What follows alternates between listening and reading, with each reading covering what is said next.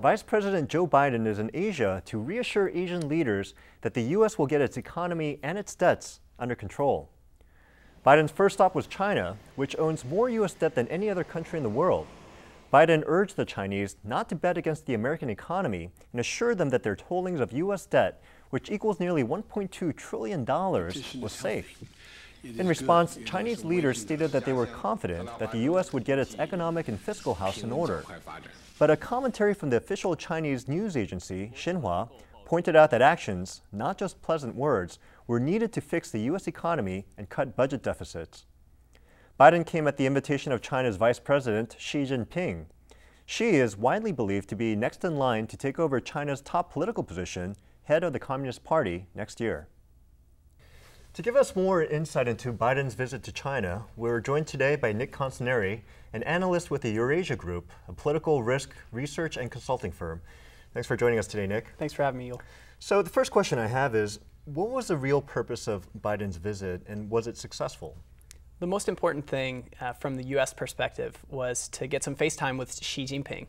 As you know, Xi Jinping is going to be the next president of China. But up till now, U.S. officials have had relatively little visibility in terms of just exposure to him. So I think one of the top kind of prerogatives from the U.S. perspective was basically just to get Biden with some FaceTime with Xi Jinping to understand what he's all about. Now, what do we know about him, and are there any key insights that were gleaned as a result of Biden's visit? Well, we know a bit about his background, right? I mean, he's a guy who has strong support within the Chinese Communist Party, which is this kind of high-level government organization that basically runs China.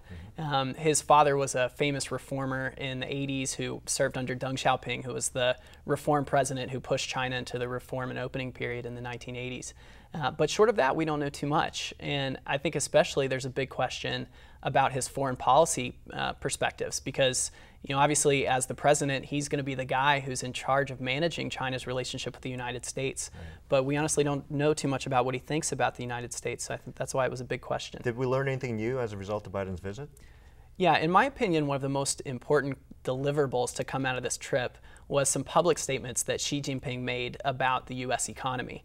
And in those statements, basically what he said was that he believed that the U.S. economy was resilient and had strong capacity for self-repair, which I think was an important signal, not just internationally and not just to Washington, but to China as well. I mean, it was really a way for him to broadcast what the incoming Chinese leadership thinks about the United States. And that message was basically that they think the United States is here to stay and that the foreign policy relationship between China and the US is one of the most important for China right now.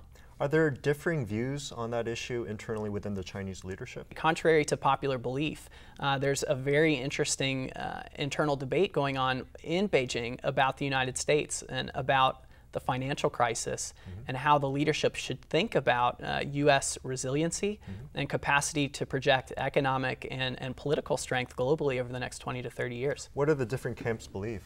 Well, I think you have one group of people who are arguing that the U.S. is resilient, right? That, like Xi Jinping argued during the Biden visit, that the U.S. economy has strong capacity to recover and that China needs to be kind of prepared for the fact that not only economically but politically and strategically, the U.S. is going to be the dominant player on the globe for the next at least 20 to 30 years. But on the other hand, I think you have people who are arguing internally at least that the financial crisis is a real opportunity for China, right? It's a chance for them to press a little bit harder on some of their favorite foreign policy positions. And I think certainly we're going to see the tension between those two groups really characterize China's foreign policy for the next decade. So the fact that Xi Jinping came out and gave these statements, aligning himself with the former camp of the two that you explained, what does that say about the future of U.S.-China relations?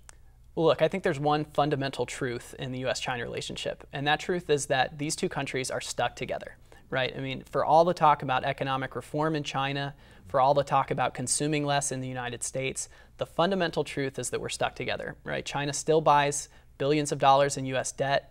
The United States still buys billions of dollars in Chinese-made goods. And that's not going to change anytime soon. So I think the leadership in both countries is extremely interested and, in fact, dedicated to making sure that the relationship stays on an even keel. And now that's not going to be easy, right? We have these big elections coming up in 2012, well, an election in the U.S., a political transition in China. And I think what you're going to see is both governments trying to kind of keep a lid on the domestic pressure surrounding the relationship to keep that bigger relationship stable. Okay.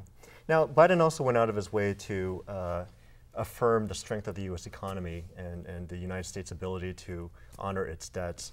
How afraid is China? What do the Chinese leadership view? Because on one hand, there is that camp that you mentioned that tries to is looking at this as an opportunity for China to ascend to become the top dominant economic superpower. On the other hand, if anything happens to U.S. debt, it severely devalues the value of the U.S. debt holdings. So how does that come into play? I mean, where do people fall on this? The most interesting thing that's happening in regard to that debate right now is that you've got a group of people in China who are arguing very loudly and very visibly that China and the Chinese government needs to really start to aggressively pursue some kinds of economic reforms so that they're not as vulnerable to movements in the US dollar, so that they're not as vulnerable to the United States economy on the whole. Again, I think that those kinds of changes are going to happen pretty slowly.